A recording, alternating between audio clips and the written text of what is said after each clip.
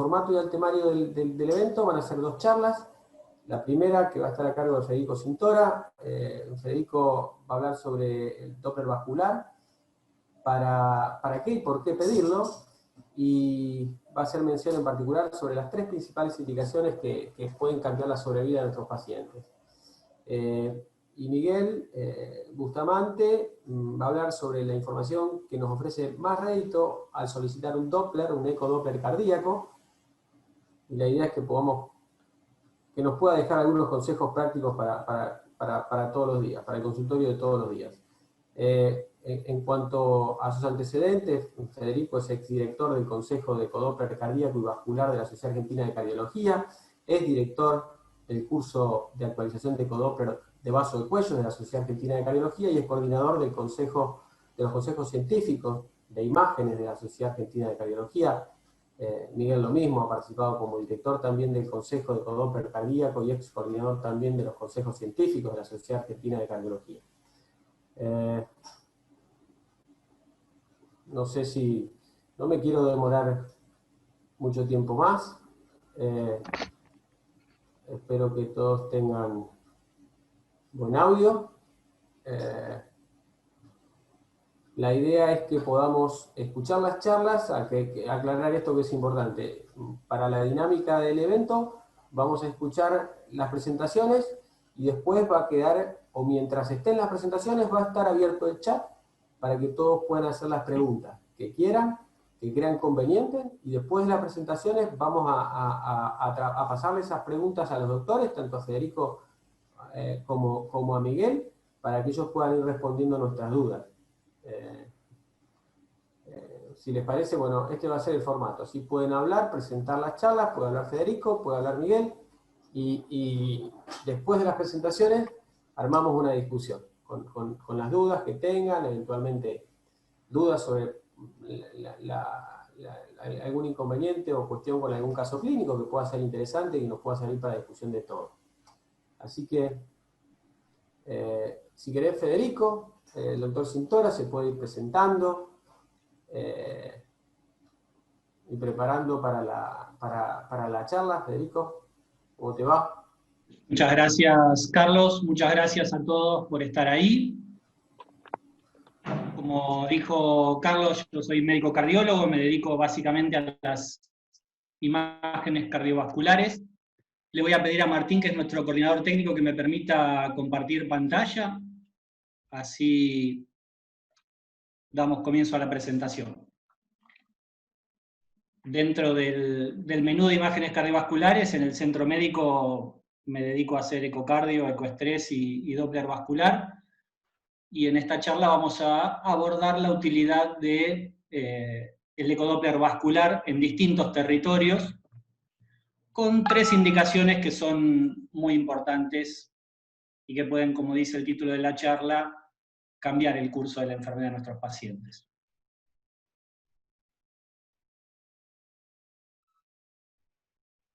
Estoy empezando a compartir, ustedes me avisan cuando lo puedan ver. Carlos.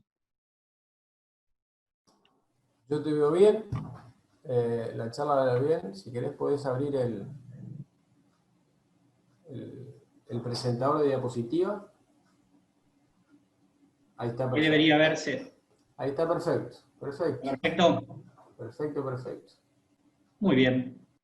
Bueno, entonces, como les anunció el doctor Melcon, vamos a hablar de esto, de ecodoppler vascular, por qué y para qué pedirlo, y nos vamos a focalizar en 3 indicaciones que pueden cambiar el pronóstico de nuestros pacientes. Vamos a hablar primero en ecodoppler para la evaluación de riesgo cardiovascular, dirigido básicamente a la evaluación de ateromatosis subclínica. Después vamos a hablar sobre screening y seguimiento de aneurisma de aorta abdominal, y vamos a terminar con algunos conceptos sobre estenosis carotídea, sobre todo en el concepto de prevención secundaria y primaria de accidentes cerebrovasculares. Búsqueda de ateromatosis subclínica, entonces, es nuestro primer punto. Tradicionalmente, el enfoque en prevención cardiovascular está basado en la predicción de riesgo de nuestros pacientes, encasillar al paciente en una categoría de riesgo cardiovascular y en base a eso aplicar distintos niveles de fuerza en el tratamiento de prevención.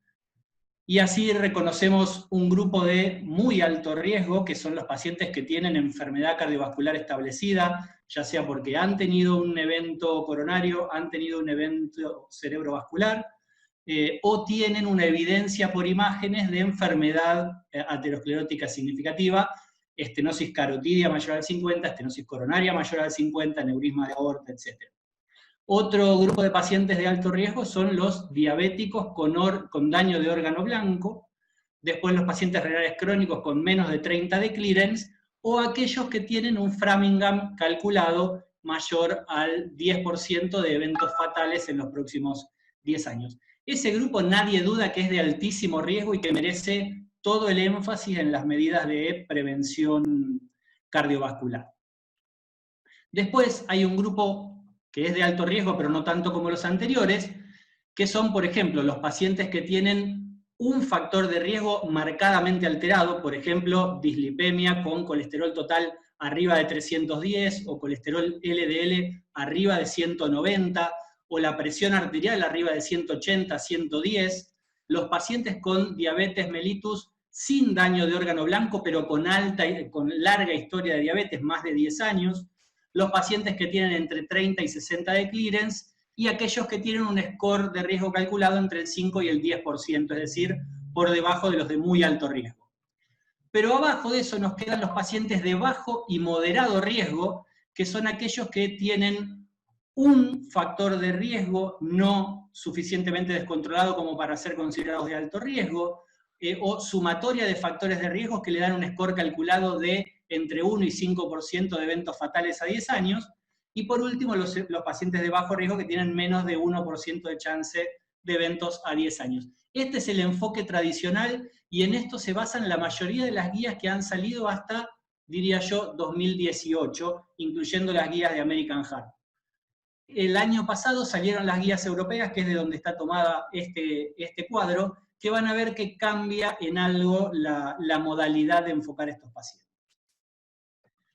Este es un trabajo que hemos publicado nosotros en el grupo del Hospital de Clínicas en el año 2013, hay 1 millón de trabajos parecidos a este, y lo que hicimos fue evaluar qué riesgo tenían los pacientes que nos consultaban en consultorio externo para prevención primaria, es decir, pacientes que no tenían enfermedad coronaria o cerebrovascular conocida. Les calculamos el score de Framingham, les calculamos el riesgo según el score de la OMS, y lo que vimos son dos cosas. Uno, es que hay amplia discordancia entre los dos scores que aplicamos. Fíjense ustedes que por Framingham en verde el 15% de los pacientes eran bajo riesgo, pero por OMS el 45% de los pacientes eran bajo riesgo, y los dos coinciden en que la gran mayoría de los pacientes son de moderado o bajo riesgo. Es decir, nuestra estrategia de prevención agresiva, si lo hacemos por el riesgo calculado, se limita a pocos pacientes, menos de 1/3 de los pacientes que vemos en el consultorio. ¿Y qué pasa si miramos los pacientes que han tenido un infarto? Veamos la película del otro lado. Mi paciente tuvo un infarto. ¿Qué riesgo tenía antes de ayer cuando fue al consultorio? Bueno, 1/3 de los pacientes que han tenido un infarto eran de alto riesgo antes del evento. 2/3 de los pacientes que han tenido un infarto antes del evento eran de moderado o bajo riesgo.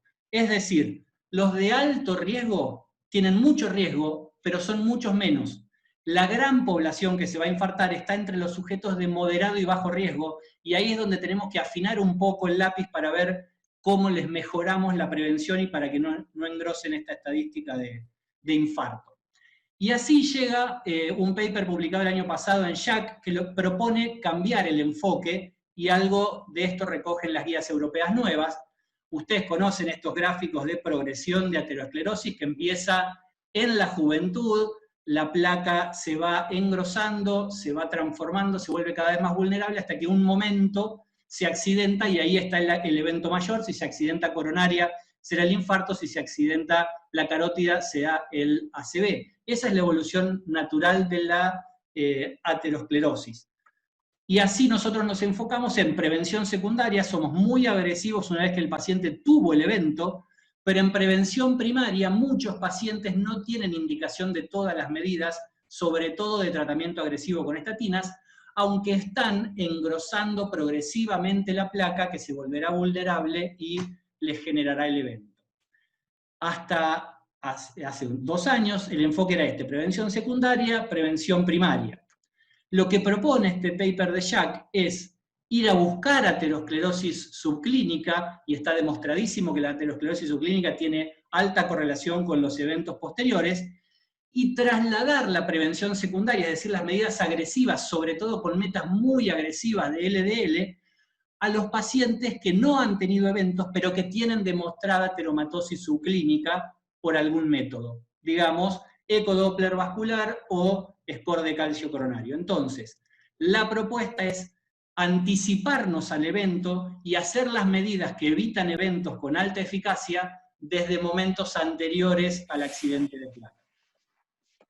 Y así las guías publicadas a fin del año pasado de manejo de la dislipemia de la Sociedad Europea de Cardiología ponen con indicación 2A a la búsqueda de carga de placa, ya sea en territorio carotídeo o femoral, por eco, y considerarlo como un modificador de riesgo en individuos de bajo y moderado riesgo.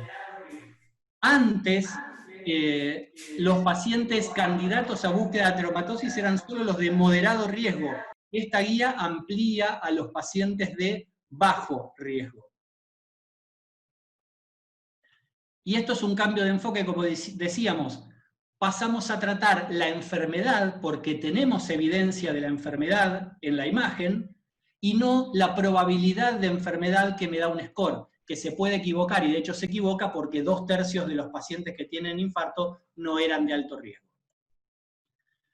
¿Y por qué hacer eco femoral y carotídeo? Que es lo que plantea la guía europea. Bueno, hay un montón de trabajos, 4 o 5, les traigo uno de los más importantes, que es el PESA.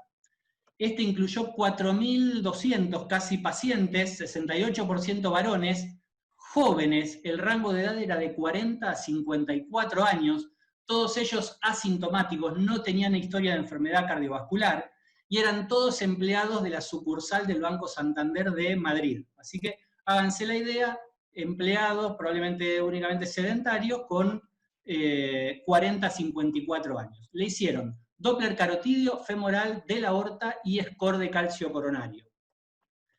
Fíjense que era una población de bajo riesgo. El factor de riesgo más frecuente era la dislipemia, como sucede en general en sujetos jóvenes, en más añosos de la hipertensión. Pero fíjense que dentro de la dislipemia, solo un 12%, 17% tenía LDL alto. La dislipemia más frecuente era HDL bajo, así que tampoco eran sujetos de tanto riesgo. Y cuando vemos la cantidad de factores de riesgo, el 70-80% de los pacientes tenían o ninguno o un solo factor de riesgo cardiovascular. Es decir, por cualquier score hubieran sido considerados de bajo o moderado riesgo como mucho. ¿Qué se encontraron haciendo búsqueda de ateromatosis subclínica? En esa población de sujetos jóvenes de bajo riesgo, 63% de prevalencia de aterosclerosis subclínica, sobre todo en los varones 70% de prevalencia, las mujeres 48%.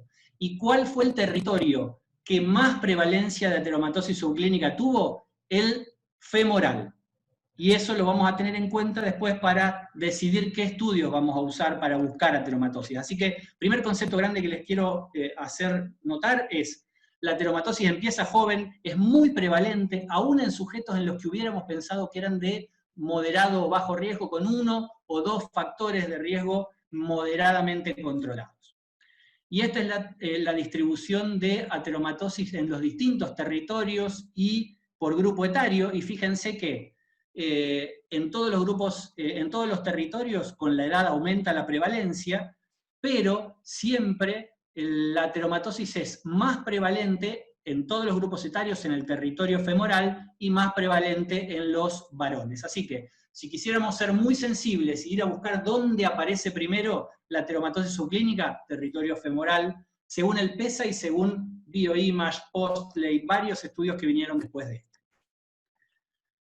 Y estos son los pacientes divididos por categoría de riesgo. Cada una de esas barritas, la de la izquierda son los individuos de bajo riesgo, la del medio los moderados, la de la derecha los de alto riesgo. Para arriba son los pacientes en los que se encontró enfermedad y para abajo los que no tenían enfermedad. Fíjense que en los individuos de bajo riesgo, casi un 30-40% tenían ateromatosis en el territorio femoral, que es el que está resaltado. Y los de moderado riesgo, casi el 60-70% tenían ateromatosis en el territorio femoral. Los pacientes de alto riesgo tenían alta prevalencia de ateromatosis en todos los territorios, como era de esperar, y por eso no vamos a usar imágenes para categorizar los pacientes de alto riesgo. Solamente las vamos a usar en los de bajo y moderado. Y después dividieron la población en si tenían o no tenían indicación de estatinas. A la derecha, los que tenían criterio para uso de estatinas, es decir, eran de alto riesgo, tenían alta prevalencia de ateromatosis subclínica. Pero fíjense en la izquierda, los pacientes que no tenían indicación de estatinas por ningún motivo, ni por LDL, ni por antecedente familiar, ni por nada, fíjense que casi el 50% tenía o uno o dos o más de 2 territorios afectados por ateromatosis subclínica. Así que reiteramos el concepto, los pacientes de moderado o bajo riesgo tienen alta prevalencia de aterosclerosis subclínica. ¿Y cómo lo cuantificamos? Este es un trabajo muy interesante hecho en la Argentina, por el grupo del Austral. Uno puede cuantificar cuántas placas hay, cuán grande es la placa, medir el área de la placa, sumar todas las áreas de todas las placas de todos los territorios. Bueno, ellos hicieron eso y además contaron cuántos territorios tiene afectado mi paciente. 1, 2, 3, 4, o sea, una carótida, las 2, una femoral, las 2, los 4 lugares. Bueno, el factor que más discriminó la tasa de eventos a futuro fue la cantidad de territorios. Es decir, si el paciente tiene placas en más de un territorio, es el mejor discriminador de la evolución a eventos en el futuro. Ellos hicieron un seguimiento a 2 años en este estudio, así que a corto seguimiento los pacientes pueden tener eventos, sobre todo si tienen más de un territorio afectado. Así que conclusiones en detección de ateromatosis subclínica. Es una enfermedad progresiva, como ustedes saben, comienza en edad temprana, cursa asintomática hasta fases avanzadas. Los métodos de imágenes ofrecen la posibilidad de un enfoque personalizado, destinado a tratar la enfermedad y no la probabilidad de enfermedad como el enfoque por score.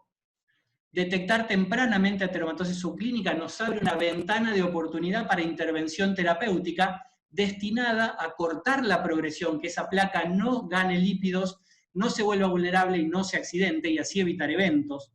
El ecodoppler vascular femoral y carotidio es útil para diagnóstico precoz y así reclasificar a nuestros pacientes de bajo o moderado riesgo en una categoría de riesgo superior que merecen mayor cuidado. Las guías europeas 2019 incorporan este concepto y hacen del ultrasonido femoral y carotidio una indicación 2A en prevención primaria. Esto ha sido entonces un breve resumen de la utilidad en detección de ateromatosis subclínica. Pasamos al screening y seguimiento de aneurisma de aorta abdominal. Ustedes saben que el aneurisma de aorta abdominal es una entidad prevalente y potencialmente fatal. Hay una población que tiene mayor riesgo de tenerla, que son los sujetos añosos, mayores de 65 años, los varones, los tabaquistas o ex tabaquistas, los que tienen el antecedente familiar de aneurisma de aorta abdominal, y otro subgrupo importante son los pacientes que tienen enfermedad vascular periférica, los que tienen un aneurisma apopliteo, carotidio, mesentérico, cualquier aneurisma en otro lugar tienen riesgo de tener aneurisma abdominal, y sobre todo los que tienen aneurisma apopliteo. ¿Cuán prevalente es el aneurisma de aorta abdominal? Dependiendo de la población que busquemos, pero si buscamos en sujetos añosos, varones o exfumadores, como buscó el MAS o el SEI o el Chichester, tiene entre 5 y 8% de prevalencia en la población. Así que es una entidad frecuente en determinadas poblaciones. Y una vez que me encuentre el aneurisma de aorta abdominal, ¿qué me voy a encontrar? ¿Grandes aneurismas, pequeños aneurismas? Bueno, por suerte el 80% van a ser pequeños aneurismas, esto es, de 30 a 44 milímetros. pero el 10% de los pacientes va a tener un aneurisma ya en rango terapéutico, es decir, mayor a 54 milímetros. En el estudio de Chichester evaluaron la diferencia entre varones y mujeres, y ustedes fíjense que la prevalencia es claramente superior en varones respecto a las mujeres en todos los grupos etarios. ¿Y cuál es la evolución natural del aneurisma de aorta? Por más que lo diagnostique pequeño, es inexorablemente el crecimiento progresivo. Y cuando el aneurisma de aorta llegue a medir 55 milímetros de diámetro, tiene más de 15 a 20% de chances de ruptura en el próximo año. Así que ese es el punto de corte que se ha establecido para tratar. Los pacientes que superan los 55 milímetros tienen indicación de terapéutica. Este es otro estudio publicado en New England que muestra lo mismo. Abajo de 55 milímetros, 1% o menos de chances de ruptura en el próximo año. Arriba de 5, y a medida que crece el aneurisma, 10 hasta 30% de chance de ruptura en el año.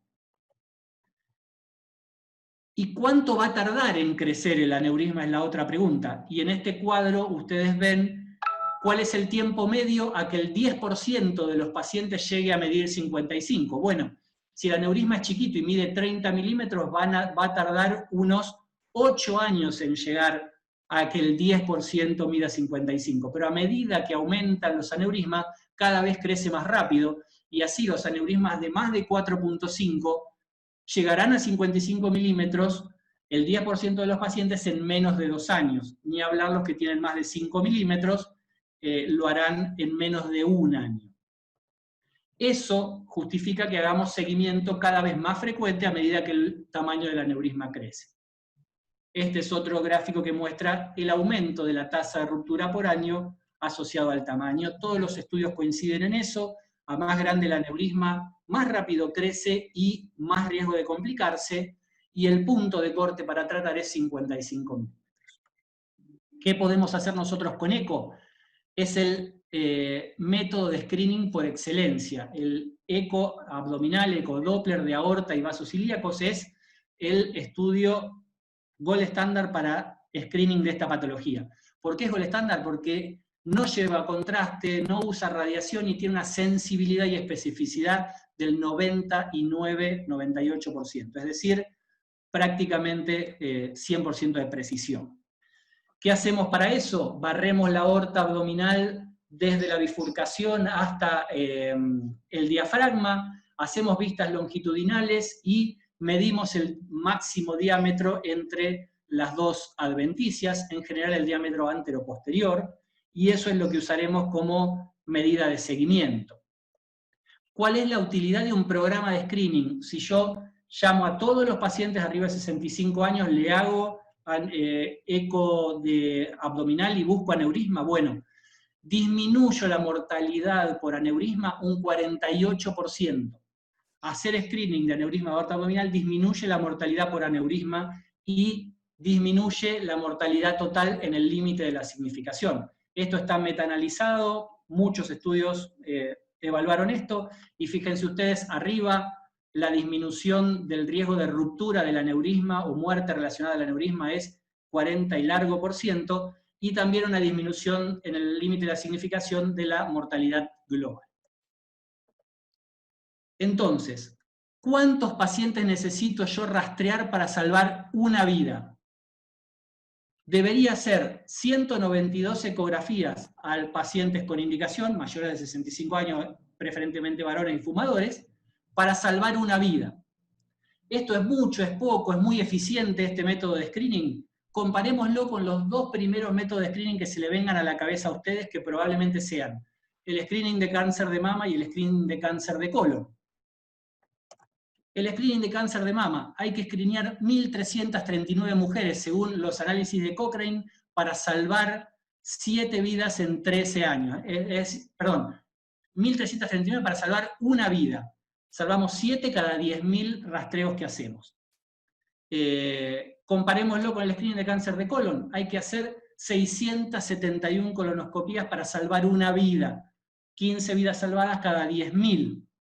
Vamos a graficar todo esto juntos. Fíjense, los pocos estudios que tengo que hacer para salvar una vida con aneurisma de aorta abdominal y los muchos estudios que tengo que hacer para salvar una vida por cáncer de mama o cáncer de colon.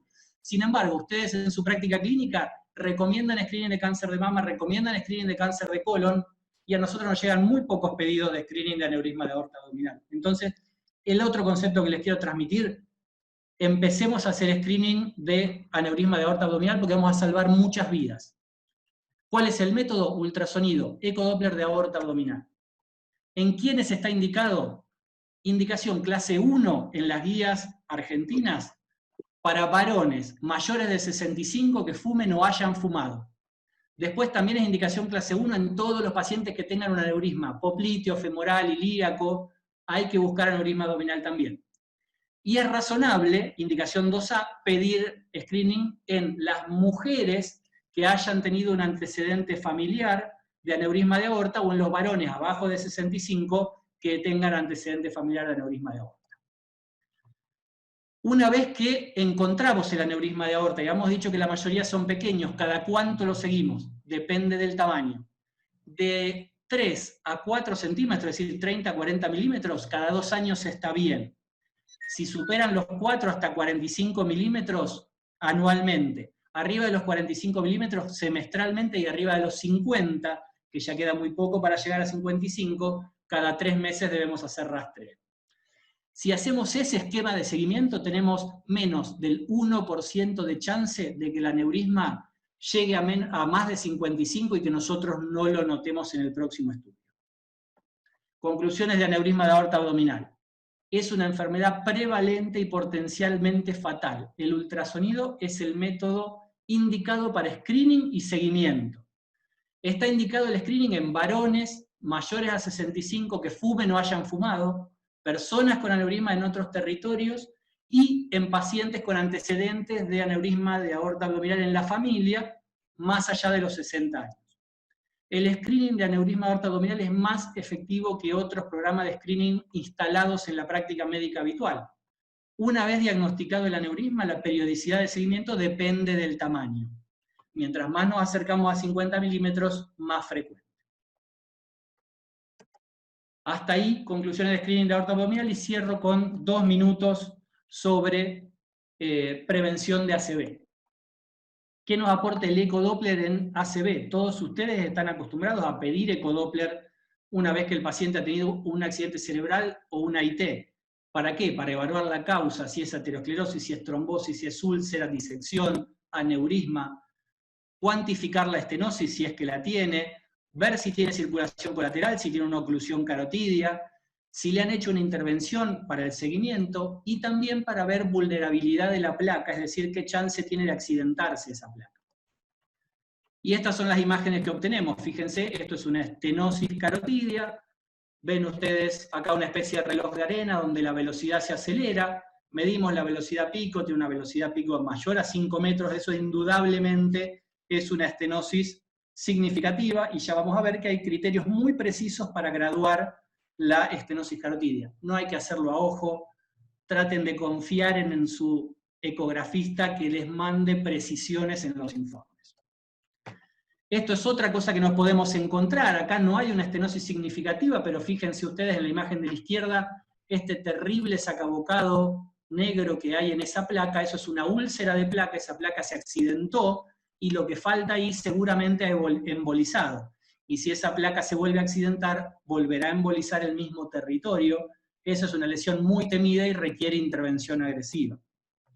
Otra cosa muy temible es esto. Ustedes ven acá un bulbo carotidio en el que ven estas imágenes blancas, que son lesiones calcificadas, pero magnificado a la derecha ven todo esto gris medio clarito, que es un trombo sobre esa placa, y se miran en detalle por acá, cada tanto aparece un eco grisecito móvil, eso es trombo móvil que está a punto de desprenderse y embolizar al territorio cerebral. Esto es una placa absolutamente vulnerable y que requiere tratamiento urgente.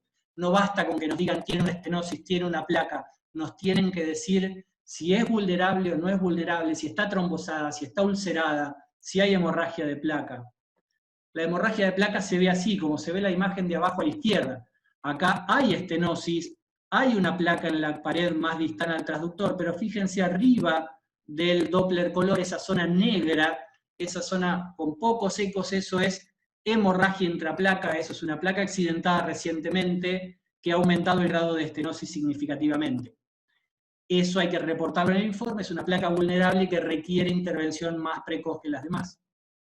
Y otra cosa temible que podemos encontrar es esto, una disección carotidia. Fíjense ustedes, a la izquierda una vista transversal, dos luces, una sola con flujo, y acá una vista longitudinal, flujo en la verdadera luz, ausencia de flujo en la falsa. Esto es una complicación gravísima como causa de ACV. Les decía que hay formatos nuevos para cuantificar la estenosis. Hoy por Doppler, con distintos métodos, podemos cuantificar de a 10%, es decir, decirles tiene una obstrucción del 50 al 60, del 60 al 70, y así hasta más de 90. Entrenémonos en informar así y pidámosle a nuestro dopplerista que nos informe con precisión y con los criterios más actualizados. Lo último que les quiero decir es la importancia del tiempo para la revascularización en ACV. No es lo mismo intervenirlos tarde que intervenirlos temprano. Fíjense ustedes el beneficio en los pacientes intervenidos en las primeras 2 semanas que los pacientes intervenidos después de las 12 semanas. Muchísimo más beneficio en los pacientes con intervención precoz. ¿A qué voy con esto? Si tu paciente consulta en el consultorio, no estuvo internado, te cuenta algo que puede ser una IT, no hay que pedirle un Doppler y que venga dentro de 20 días. Hay que conseguirle el Doppler ese día, al otro día, porque mientras más temprano detectemos si es de origen carotídeo y lo intervengamos más temprano, menos eventos recurrentes va a tener. La mayor recurrencia es dentro del mes. Si perdemos ese tiempo, ese paciente va a tener otro evento y probablemente más grave del que ya tuvo. Salimos de la carótida asintomática. Último concepto. Me encuentro una estenosis carotídea en un paciente que no tuvo ACV. ¿Hay que revascularizarla? ¿No hay que revascularizarla? Bueno, la tendencia actual no es revascularizar a todos, sino a aquellos que tengan mayor riesgo de presentar un ACV. Podemos usar múltiples métodos. Resonancia, tomografía, Doppler transcraneal, pero el ecodoppler de vaso del cuello nos puede indicar qué paciente está en mayor riesgo cuando la placa es muy grande, cuando es muy ecolúcida, es decir, muy negra en el eco como vimos recién, cuando hay un gran componente lipídico, esas placas son muy vulnerables y lo tenemos que recibir en el informe. No podemos recibir solo placa estenosis del 50%. Tengo que saber si esa placa es vulnerable o no, y eso hay que aprender a informarlo y a pedir que nos informe. Para el seguimiento de procedimientos, este es un paciente con un stent, fíjense lo lindo que se ve en ecodoppler, es el gol estándar para seguimiento de pacientes revascularizados. Esto es un stent carotídeo en una zona con aneurisma. Se puede evaluar el aneurisma, se puede evaluar el stent, se puede evaluar la permeabilidad. Y este es un paciente con endarterectomía que tiene trombosis de la endarterectomía. Fíjense ustedes lo bien que se ve. También es el método gol estándar para seguir la endarterectomía. Últimas conclusiones entonces. El Doppler carotídeo es el método diagnóstico fundamental para el estudio etiológico de ACV y AIT. Hay que hacerlo precozmente, y esto es en los primeros días. Permite estudiar el grado de estenosis, ver la característica de la placa, las complicaciones, hemorragia, disección, trombosis. Hay una sistemática nueva publicada el año pasado por Sociedad Argentina de Cardiología para graduar la estenosis. Es mucho más precisa y tenemos que empezar a usarla, aprender a usarla y exigir que los doppleristas la usen. Y en los pacientes con estenosis carotídea asintomática hay que pedir y evaluar la característica de la placa para ver si es una placa de alto riesgo. También, como dijimos, es el método de elección para seguimiento post-procedimientos de revascularización. Bueno, muchísimas gracias a todos por la invitación y por la atención. Bueno, muchísimas gracias, Federico, por la presentación. La verdad que excelente.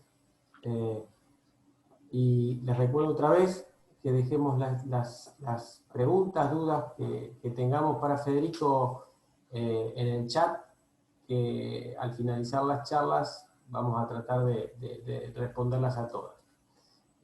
Ahora nos toca el turno de presentar al doctor Miguel Bustamante Labarta. Ya lo presentamos, Miguel también tiene muchísima experiencia con imágenes cardiológicas por ecografía, ¿no?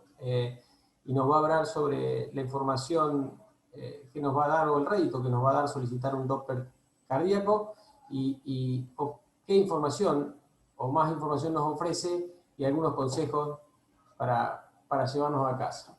Miguel, te dejo la presentación en tus manos. Gracias, Carlos. ¿Se me escucha bien? Perfecto.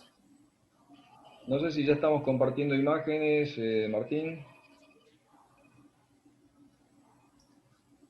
Tenés que compartir la pantalla todavía, Miguel. Fíjate.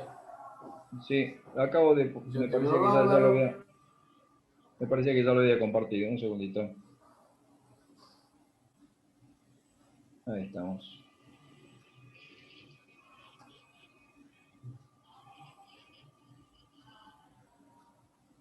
¿Vamos?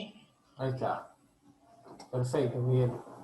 Ahí se ve perfecto. Bueno, gracias por la presentación, Carlos. Gracias a todos los que están asistiendo a este simposio, por acompañarnos. Y bueno, por supuesto, felicitar a Federico por una excelente charla que acaba de dar. Como dice acá el título, la idea fue hablar sobre qué información ofrece mayor rédito al solicitar un ecodoppler cardíaco. Bueno, alguien puede decir, ofrece por supuesto mucha información, hay todo un libro de ecodoppler cardíaco que no lo podemos, no podemos abundar sobre este tema en 20 o 30 minutos. Mensajes prácticos para llevar a casa. Y a mí se me ocurrió agregar un ítem más, es en realidad qué información ofrece mayor rédito en pacientes ambulatorios. Nosotros trabajamos en un centro médico ambulatorio, no estamos en un hospital, no estamos en una unidad coronaria, entonces la población a la cual estudiamos a diario necesariamente tiene mucha menor patología que la población que se encuentra en otras instituciones, en internación, etcétera, etcétera, y por supuesto la información y la patología va a ser menos florida, menos rica. Por supuesto, los informes también serán, como alguna vez me dijo un colega, hasta más aburridos. Los informes de los centros médicos son un poco aburridos, son repetitivos. De ninguna manera vamos a encontrar datos acerca de este tipo de patología. Va a ser infrecuente que encontremos derrames pericárdicos severos, aneurismas disecantes de la aorta, aneurismas del ventrículo con coágulos, endocarditis, miocardiopatías restrictivas, tumores. Esto no lo observamos con mucha frecuencia en un centro médico donde los pacientes son ambulatorios, como decíamos.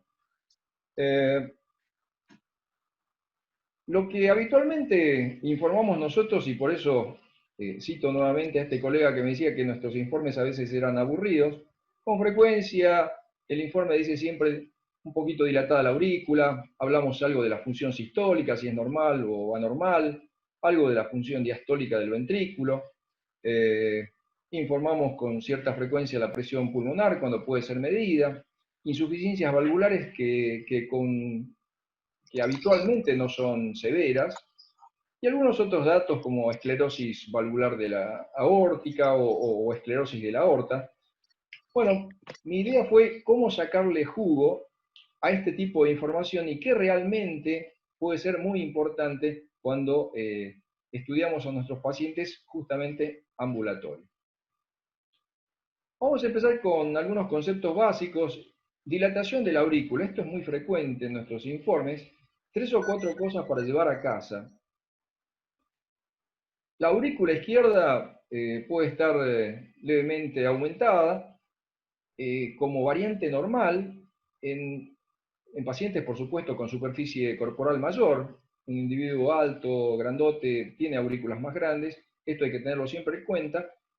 Y muy frecuentemente encontramos aurículas dilatadas en deportistas, en pacientes embarazadas, sobre todo al final del embarazo. Esto está representando pacientes que tienen volumen minuto aumentado, esto dilata la aurícula, y con frecuencia estos pacientes pueden volver a tener volúmenes normales de esta cavidad.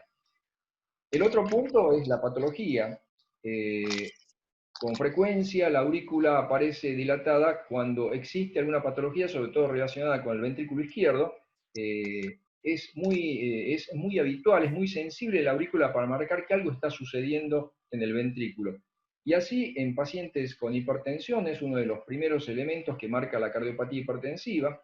En los obesos, tenemos muchos pacientes obesos que, como único hallazgo, dilatación de la aurícula, y a veces hasta podemos relacionar algunos casos donde no se encuentra bien el motivo de por qué está con arritmias supraventriculares, etc., y la aurícula ya está marcando que algo sucede, esa aurícula está dilatada, esas paredes están tensionadas, y ahí hay algún mecanismo arritmogénico seguramente. La insuficiencia cardíaca, por supuesto. Relacionado con este último punto de la insuficiencia cardíaca, pensemos siempre que una dilatación de la aurícula en estos casos tiene que ver con disfunción diastólica del ventrículo. Después vamos a charlar un poquito al respecto. Luego tenemos, por supuesto, los informes de función sistólica. Para esto se envían muchos pacientes al consultorio para ver cómo está la función ventricular, normal, anormal. Bueno, allí haremos las descripciones correspondientes. Algunas cosas para llevar a casa. Por supuesto, no podemos dejar de lado algunos sabios como Fontana Rosa. El corazón se contrae y se distrae, se contrae y se distrae, decía Inodoro Pereira. La evaluación de la función sistólica, idealmente, la contractilidad, que es lo que todos quisiéramos tener a mano, es casi imposible de hacer. Esto se debe hacer en un laboratorio experimental, esto nosotros no lo hacemos. Los parámetros de desempeño de performance ventricular a veces pueden ser medidos en el eco, no es un informe habitual, medir el volumen sistólico, el volumen minuto, lo podemos hacer, no es parte del informe habitual. Este último punto es a donde nos circunscribimos habitualmente, y creo que con bastante posibilidad de acercarnos a qué es lo que está sucediendo, o sea, a evaluar la función ventricular por medio del eco, y esto es evaluar la función de cámara, o de otra manera, evaluar la performance en relación con la carga. Para que tengan una idea global, la cámara, como alguna vez me lo explicaron la primera vez que tuve que entender esto, es, fíjate si el ventrículo se achica bastante o no se achica. Y eso es función de cámara para tenerlo simplemente en mente. Hay varios indicadores, varios parámetros sobre los cuales vamos a comentar algunos conceptos.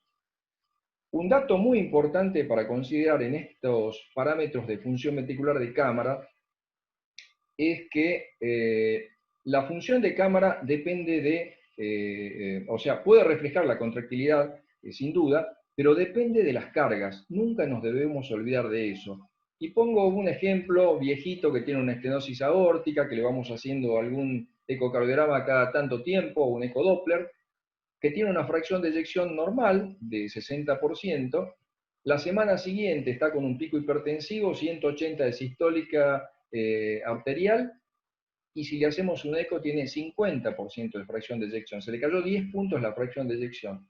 La contractilidad intrínseca de esa célula probablemente no está afectada, pero lo que sí está afectado es este parámetro de cámara, porque hay una poscarga aumentada, la hipertensión. Seguramente después de tratarlo ese día, al día siguiente tiene una fracción de eyección que probablemente sea nuevamente normal. Este es el concepto. Fracción de acortamiento. ¿Cuántos crímenes se cometen en tu nombre? Recordar, esto lo informamos en todos los estudios, es parte del estudio formalmente, pero nos estamos quedando cortos con este parámetro y cada vez más, sin duda, con nuevos parámetros. Era muy útil en la era del modo M, se comenzó midiendo función ventricular con fracción de acortamiento. Presenta múltiples limitaciones, y esto hay que tenerlo en cuenta. Y para rematarla, en relación a este segundo punto, se calcula y se informa con frecuencia cuando no se debe. Les doy algunos ejemplos. Con cierta frecuencia los pacientes tienen algún trastorno segmentario de motilidad parietal porque tienen cardiopatía isquémica, un infarto, etc. Un paciente que tiene un infarto de la punta del ventrículo, vemos que viene con un eco informado con fracción de acortamiento, que es justamente el acortamiento de la zona basal del ventrículo donde se acorta perfectamente bien. Y eso no nos está hablando de cómo está ese ventrículo. Otro paciente que tiene bloqueo de rama izquierda y el septum se mueve en forma asincrónica y viene el ecocardiograma con un informe de fracción de acortamiento donde no se debería informar. Entonces, bueno, ciertas limitaciones para tener en cuenta vamos a pasar a otros métodos. Sin duda, el parámetro más utilizado y el que más utilidad nos da actualmente es la fracción de eyección. En las dos imágenes superiores, la fracción de eyección medida por Simpson con los volúmenes. De este modo podemos medirlo con nuestro equipamiento, se puede hacer en forma automática. Esto, además de ser algo quizás vistoso, tiene una utilidad agregada, sobre todo en algunos pacientes en los cuales uno quiere ir haciendo el seguimiento, o sea, ver la variabilidad de ese parámetro en el mismo paciente. Este método es útil. Y abajo están las imágenes de fracción de eyección por eco tridimensional, que son realmente las ideales para realizar. Lamentablemente, la mayoría de los equipos no tienen la posibilidad de realizar eco tridimensional, eco 3D, y las que lo tienen se encuentran con el problema de los tiempos, hay que sentarse a medir, hay que tomar volúmenes, no es algo tan rápido, excepto en los equipos más modernos, que son los que pocos tienen. Entonces, no es demasiado utilizada todavía por el momento, lamentablemente. Y respecto del eco 3D, que es la mejor forma de medir fracción de eyección, recuerden siempre ustedes que el parámetro de oro para medir fracción de eyección es la resonancia magnética nuclear. Tampoco la tenemos con la disponibilidad que quisiéramos.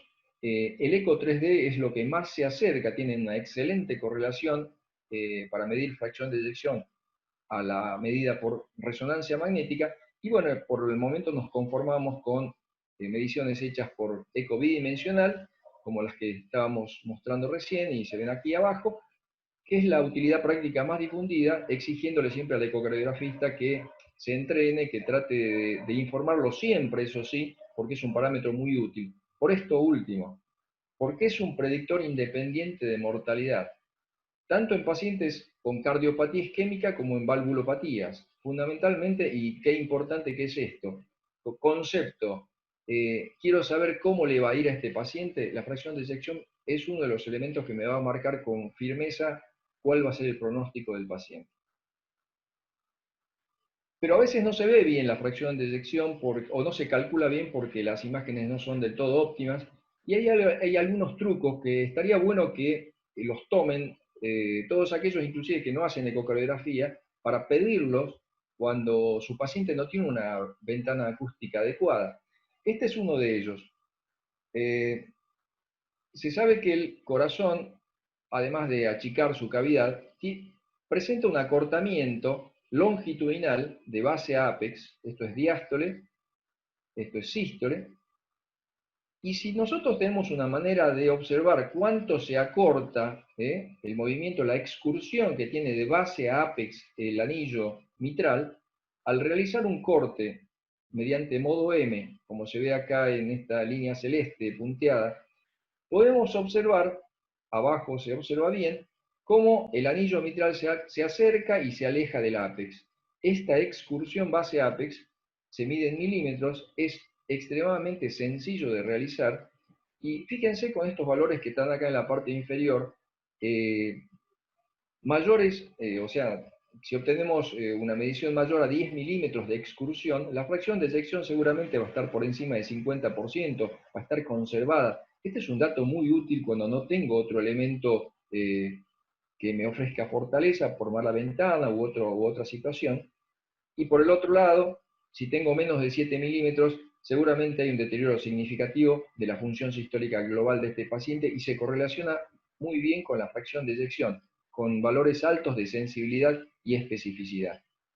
O sea, ténganlo en cuenta, es un elemento más, lo denominamos MAPSE, por las siglas originales del inglés, pero es el acortamiento base-ápex o la excursión del anillo. Y esto ya es un poco la vedette de la evaluación de función sistólica. Por suerte nosotros contamos en nuestro equipamiento con la posibilidad de hacer evaluación de strain 2D mediante speckle tracking. ¿Y qué quiere decir todo esto que suena un poco rimbombante y raro?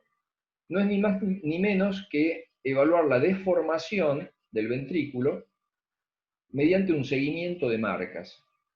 Si ustedes observan las imágenes que están en la pantalla, Este ventrículo, que se ve como una rosquilla, o sea, cortado en un eje transversal, en su pared tiene unos múltiples brillos, puntitos brillantes y otros menos brillantes, que son tomados como marcas. Si la máquina es capaz de tomar dos de estas marcas, observar cuánto se acercan en sístole entre ellas y después en diástole cuánto se separan, no estamos haciendo ni más ni menos que evaluar cuánto se deforma esa parte del ventrículo. El seguimiento de marcas me permite ver cuánto se deforma el ventrículo. Y así obtenemos imágenes de este tipo. Estas son imágenes de nuestro equipamiento que permite en forma global y en forma regional ir trazando o mostrando la deformación de cada segmento. Vean aquí cómo tenemos distintas curvas. Cuanto más abajo se va la curva, quiere decir que más se deforma. Estas curvas inferiores son las de los segmentos que mejor se deforman, y las otras, y las superiores son las que muestran zonas de menor deformidad. A la derecha, inclusive, podemos observar una vista en bullseye, donde simplemente con un vistazo rápido, todos ustedes pueden darse cuenta rápidamente que la mayor parte del ventrículo, en rojo más marcado, o más oscuro, muestran strain conservado, y hay una zona limitada del septum interventricular, en un color ya rosado, que tiene valores de strain más bajo. Esto se hace en un solo vistazo, y no es tan fácil de hacer ni tan rápido de hacerlo cuando lo queremos intentar hacer a ojo con el eco bidimensional. Cuando se hace la medición en forma total, esto permite obtener el strain global longitudinal, que es uno de los parámetros más utilizados. Y aquí nos enganchamos con la utilidad de este método en algo que últimamente está dando realmente mucho rédito. Se han armado grupos médicos para estudiar toxicidad cardiovascular secundaria a los tratamientos oncológicos. En el 2016 se publica, yo diría que este es uno de los primeros papers o más importantes papers, donde todo un grupo de la Sociedad Europea de Cardiología toma una posición respecto de cuál es la mejor manera de evaluar si estos pacientes que van a un tratamiento que puede ser tóxico para el corazón, pueden generar problemas, se puede seguir adelante, debe suspenderse el tratamiento, si esto deja una secuela en el ventrículo. Y solo para resumirlo, porque este es un tema que cada vez se está haciendo más extenso, estos días hemos escuchado simposios web solamente ocupándose de este tema. Fíjense que, en forma resumida, si miramos a la izquierda los distintos métodos, ecocardiografía, medicina nuclear, resonancia magnética e inclusive biomarcadores, troponina, BNP, el ecocardiograma se erige como uno de los métodos más útiles, básicamente por su amplia disponibilidad. Y allí hay dos elementos que juegan un rol muy importante. Donde están subrayados la fracción de eyección, que si se puede hacer, como decíamos hace rato, debe hacerse con 3D, o sea, tridimensional. Si no, por supuesto, sigue siendo de utilidad el método 2D. Y abajo el strain longitudinal global, o sea, el strain ya ha sido incluido en este tipo de papers, con recomendaciones para ser utilizado en estos pacientes. Esto es un resumen o un gráfico de la toma de posición de la Sociedad Argentina de Cardiología, donde también vamos a lo mismo, fracción de eyección en 3D, strain longitudinal, y acá marcamos 3 puntos a la izquierda. Esto es para la valoración basal, o sea, antes de la quimioterapia, para saber si podemos empezar a tratar a estos pacientes y de paso para tener un reparo. Segundo, intraquimioterapia, o sea, mientras se le está haciendo el tratamiento al paciente para ver cómo le va. Y tercero, en un seguimiento alejado para ver cómo quedó o haber algunas otras complicaciones, como vamos a marcar acá, resumiendo algunos de los puntos más importantes en relación a la ecocardiografía y la cardiooncología. Para empezar, el eco, en este caso, ya está citado como un método de elección para la detección de disfunción ventricular antes, durante y luego de la terapia oncológica. Segundo, ideal 3D, ya lo dijimos. Cuando no, seguiremos haciendo eco 2D y midiendo fracción de eyección clásica. Tercero, el strain 2D es útil para detectar disfunción ventricular precoz por cardiotoxicidad, inclusive subclínica, y predice, de hecho, a los que presentan esto, cómo será su fracción de eyección en el seguimiento.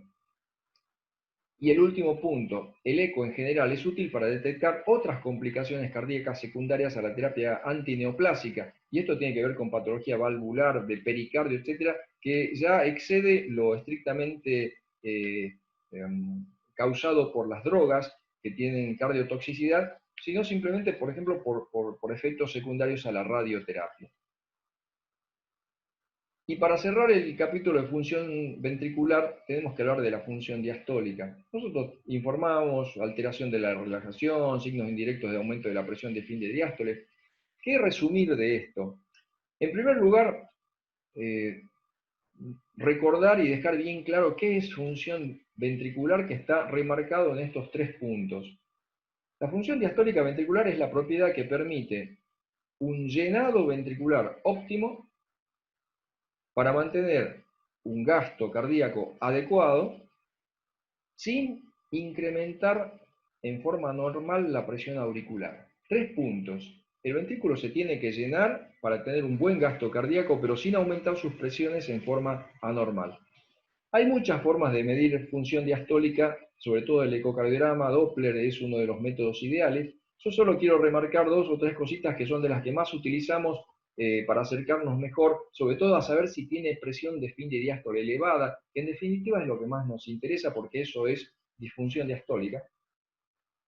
El flujo mitral, con sus 2 ondas de llenado, la onda E se puede relacionar con la onda E del movimiento del anillo mitral, y esta relación E' se correlaciona bastante bien con la presión de llenado del ventrículo, la utilizamos mucho. Por otro lado, recordar que disfunción diastólica va a ser sinónimo de presión de fin de diástole elevada. Esto es, de alguna manera, insuficiencia cardíaca, ya sea con disfunción sistólica o no. Y de la mano de la función diastólica, quise tocar rápidamente el tema de las presiones pulmonares que nosotros medimos a diario.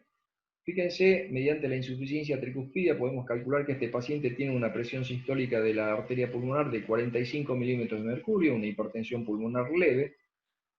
Mediante el flujo de insuficiencia pulmonar podemos decir que tiene una presión diastólica de aproximadamente 18, que esto debe ser muy parecido a la capilar si no tenemos gradiente. Pero todo esto apunta a que la presión de la arteria pulmonar es muy sensible a todo lo que pasa del lado izquierdo. Es muy sensible a la disfunción diastólica del ventrículo izquierdo y es donde más frecuentemente se ve alterada. O sea, nosotros podemos pensar rápidamente qué pasa con la hipertensión pulmonar, hay tromboembolismo pulmonar, hay patología intersticial del pulmón. No, lo más frecuente es encontrar aumento de presiones no significativas porque el lado izquierdo del corazón se está llenando mal, aumenta sus presiones de llenado, hace disfunción diastólica y después las presiones se corren en forma retrógrada hacia el pulmón. Para esto es muy sensible. Como decía también el sabio Inodoro Pereira, la presión pulmonar había sabido ser más alcahueta que el Mendieta cuando llega a las visitas. Apenas pasa algo del lado izquierdo, busquemos cómo están las presiones pulmonares porque con frecuencia están aumentadas. Y esto que estábamos tocando, que es la insuficiencia cardíaca, tanto en pacientes en esfuerzo como en reposo, acá con este señor con insuficiencia cardíaca izquierda, la placa lo muestra, y esta señora con insuficiencia cardíaca derecha, dejar simplemente un par de conceptos que creo que son de los más importantes porque tienen que ver ya con el manejo clínico y con relacionar todos estos elementos de los que estábamos tratando. Primero, la importancia del diagnóstico clínico, o sea, no mandar a un paciente a hacer un eco sin tener muy claro qué signos o qué síntomas tiene el paciente. La clínica en este caso es soberana y va a ayudar mucho a los hallazgos del eco. Segundo, pedir un eco para ver si por los síntomas del paciente, a ver cómo está la fracción de eyección, como asimilando la fracción de eyección a la función cardíaca como único dato. La fracción de eyección y la disnea tienen muy mala correlación. De hecho, esto es lo que en general se ve en los pacientes que tienen insuficiencia cardíaca con fracción de eyección conservada. Tercero, la función diastólica sí tiene una buena correlación con la disnea, y de esto ya algo habíamos ya hablado, por eso la utilidad del ecodoppler. Cuarto, hay pacientes con presión capilar pulmonar elevada que de repente no tienen disnea. ¿Y cómo puede ser esto? Imagínense una estenosis mitral en seguimiento que tiene aumentadas las presiones de la aurícula izquierda, de la capilar pulmonar, pero el paciente ya está adaptado y ese paciente no tiene disnea, a menos que le hagamos hacer un esfuerzo ya de los que no está habituado a hacer.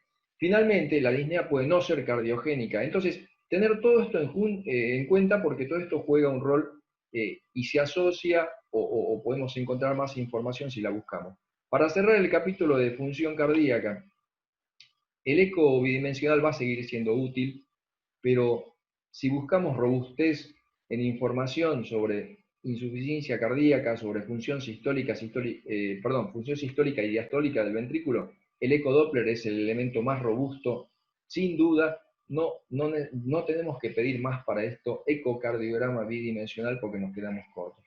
Para ir cerrando, con mucha frecuencia informamos esclerosis de la válvula aórtica, calcificación de la misma o calcificación de la aorta. Y acá voy a remarcar algunos puntos que explicó muy bien Federico. ¿Qué utilidad le podemos sacar al método? Bueno, con cierta frecuencia nosotros vamos a ver algo que les voy a mostrar recién, les voy a mostrar ahora en breve. Esto es un ecocardiograma con una raíz aórtica normal, válvula aórtica normal, en eje corto también, a la derecha se puede ver todo esto sano. Y en este otro paciente, fíjense que en la raíz aórtica ya se ve con paredes muy blanquecinas, hiperrefringentes, a nivel de la unión sinotubular, unos nódulos blanquecinos que están marcando fibrosis y calcio probablemente. En el eje corto, la flechita señala un pequeño nódulo cálcico, y hasta de la vista apical, fíjense cómo, si pasamos del ventrículo a través de la válvula aórtica y la aorta que está abajo de todo, hay todas unas imágenes blanquecinas, hiperrefringentes. Esto es calcio en la raíz aórtica. Esto se ve con relativa frecuencia en un ecocardiograma, y esto es aterosclerosis. Otra imagen, aorta con un nódulo cálcico, en otra vista transversal el mismo nódulo, e inclusive desde la vista apical, acá hay una pelotita blanquecina, hiperrefringente, que es una formación cálcica. Esto es calcificación de la aorta, esto es aterosclerosis.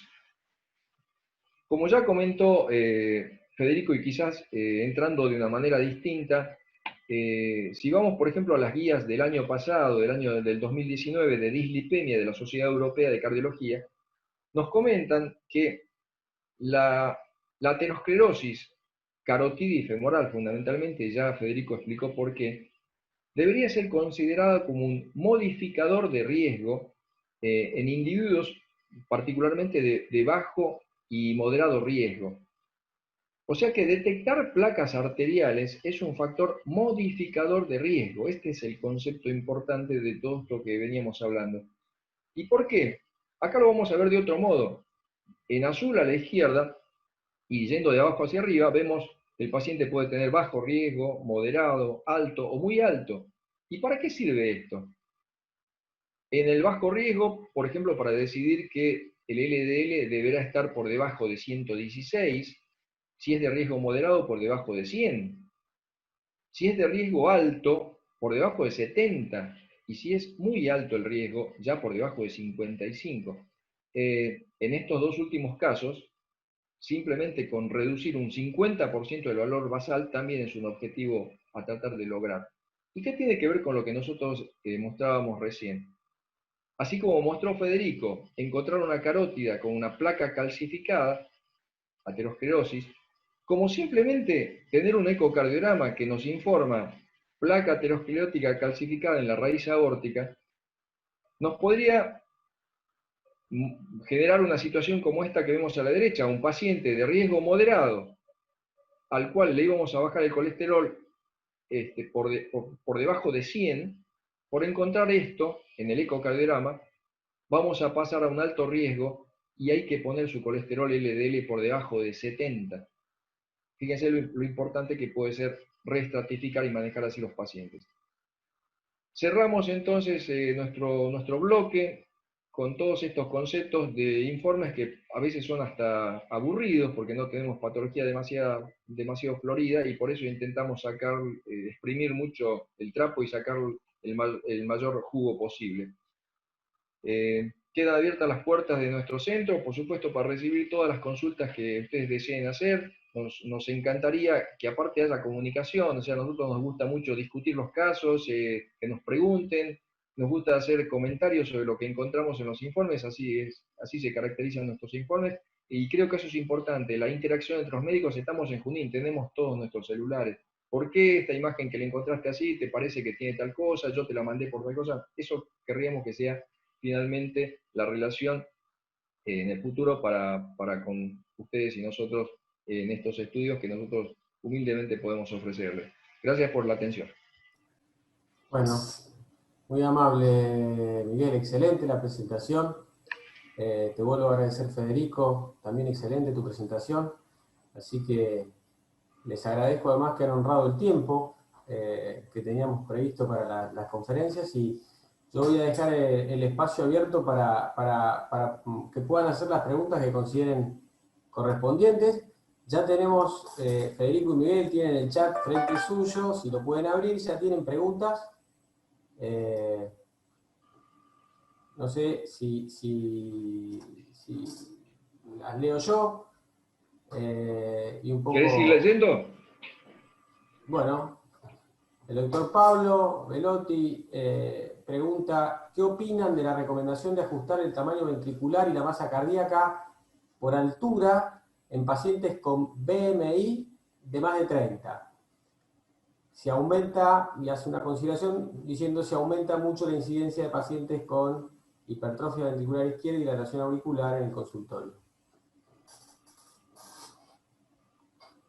No sé quién la quiere responder. Miguel o Federico.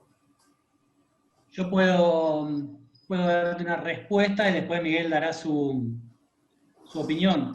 Es un tema que hemos discutido con Pablo en algún momento. Estoy tratando de poner la ventana para verlos a todos.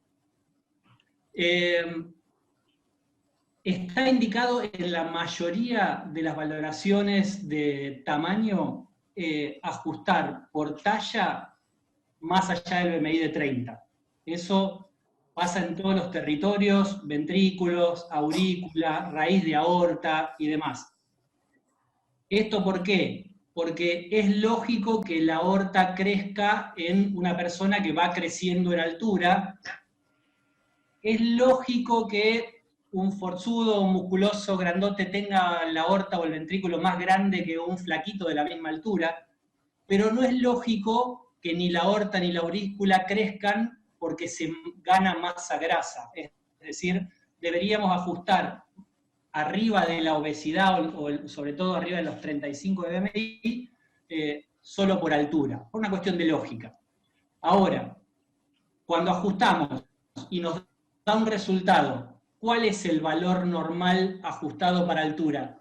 Prácticamente no hay trabajos en la literatura de normalidad ajustada por altura. Entonces, nos piden que ajustemos por altura, pero no nos dan los valores normales. Así que esto de que aumenta la incidencia es si terminamos usando el valor de referencia de ajustado por BMI. Nosotros en la Sociedad Argentina de Cardiología hemos hecho la experiencia con los valores normales de aorta, están publicados en un registro del año pasado, el MATEAR, y ajustamos por altura más allá de BMI de 30, y tienen mucha mejor correlación, y publicamos los valores normales, el percentilo 95, el percentilo 5 de valores de aorta ajustado a la altura. Hasta que tengamos valores normales publicados para todos los territorios, Pablo, eso va a ser una incertidumbre, a mi punto de vista. pero soy un convencido de que hay que ajustar por altura y no por BMI en valores extremos. No sé, Martín, si podés desmutear a Pablo por si quiere hacer Sí, algún sí, comentario. acá estoy desmuteado. Hola, estaba escuchando a Hola, Fede Pablo. atentamente. Buenas noches, ¿cómo les va? Perfecto. ¿Cómo te va, Fede, Pablo? yo contestando lo que me acabas de decir, a mí me llegó, ahora después lo voy a buscar para mandarlo al grupo. Este año me había llegado una guía, pasa que no me acuerdo bien de dónde era, donde ponía valores de referencia por altura en pacientes con BMI mayor a 30. Por ejemplo, la aurícula la tomaba como valor normal en mujeres hasta 16 mililitros por metro cuadrado de altura y en varones 18 mililitros por metro cuadrado de altura. Y la masa cardíaca, 47 gramos por metro de altura para la mujer y 50 para el hombre. O sea, pusieron esos valores. Lo que después te decía es que vos podías decir aurícula dilatada, pero no el grado de dilatación. O sea, no había referencias para decir si era leve, moderada o severa. Lo mismo para la hipertrofia. Lo que pasa que eso, normalmente cuando miro informes, no lo veo, no veo que en general esté hecha la aclaración, y pacientes con BMI mayor de 30 uno ve todos los días en el consultorio o en la sala de eco, ¿no? Permanentemente. Por eso te digo, no sé si esa guía que yo vi o estos valores que te estoy diciendo tomaron vuelo o simplemente, bueno, le faltará un poquito de desarrollo para la aplicación diaria, ¿no? ¿Sabés por qué no te dan valores de referencia de leve, moderado, severa? Porque le falta población para Claro. discriminar, o sea, hay que hacer muchos estudios, trabajos de muchos pacientes para hablar de normalidad y anormalidad. Todavía, ajustado por altura, no hay grandes trabajos ni metaanalizado, por ejemplo. Entonces, puede pasar lo mismo que nos ha pasado con la aurícula valorada por BMI, que te acordarás que en un momento el valor de corte era 24. Mágicamente de una guía al otro lo pasaron a 30. ¿Y qué pasó? ¿Se normalizaron todas las aurículas? No. Estudiamos mayor cantidad de gente y nos dimos cuenta que el valor normal en la población era más cercano a 30 y no a 24, como decían las guías del 2005. Eso es una cuestión de, a medida que establecemos un parámetro, trasciende a la utilidad clínica, hacemos mayor cantidad de mediciones, tenemos mayores datos, y eso es lo que nos habla de normalidad. Me parece que el valor ajustado por talla le falta un recorrido todavía de tener más datos. Gracias, Fede. Muchas gracias. Gracias, Fede. Carlos. Te hago otra Sí, pregunta. Carlos, Sí, Miguel. cortito antes de que cierre esta pregunta. Bueno, la pregunta realmente es muy buena, pero cuanto mejor es la pregunta es porque menos respuestas se tienen. Porque cuando la respuesta es muy obvia, las preguntas generalmente no son buenas preguntas. Es muy buena la pregunta de Pablo. Totalmente de acuerdo con lo que dijo Federico. Solo para acotar muy cortito respecto de que uno, además, porque te gusta la clasificación, todo en medicina se clasifica como leve, moderado, severo. El concepto en este caso es que si es por número, hay números de series que ya han sido publicadas, a pesar de que no son las que se necesitan para esto. Fíjense el tiempo que hacemos ecocardiografía. Alguien podría juntar 1 millón de ecocardiografías